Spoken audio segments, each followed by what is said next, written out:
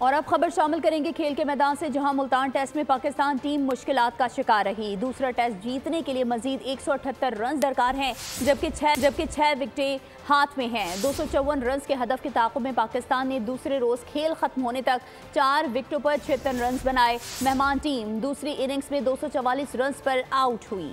Wicket शाहीनों के गले पड़ गई। 254 रन का हदफ पहाड़ बन गया। 4 बल्लेबाज पवेलियन लौट चुके। मुल्तान में पाकिस्तानी बैटिंग लाइन इब्तिदा में ही लड़खड़ा गई। 5 रन पर ओपनर्स पवेलियन लौट गए। कप्तान शान मसूद और मोहम्मद हुरैरा 2-2 रन बना सके। कामरान गुलाम 19 रन बनाकर आउट हुए। बाबर आजम फिर धोखा दे गए। 31 के स्कोर पर कैच थमाकर चलते बने। इससे कबल वेस्ट इंडियन टीम दूसरी इनिंग्स में 244 रन बनाकर आउट हुई। पाकिस्तानी बॉलर्स ने 145 रन पर 6 विकेटें उड़ाई, लेकिन बकिया 4 बैटर्स को आउट करने में 99 रन लुटा दिए। कप्तान क्रिक ब्रैथवर्थ ने निस्फ सेंचुरी दाग दी। नोमान अली और साजिद खान ने 4-4 शिकार की। अबरार अहमद और काशिफ अली ने 1-1 विकेट हासिल की।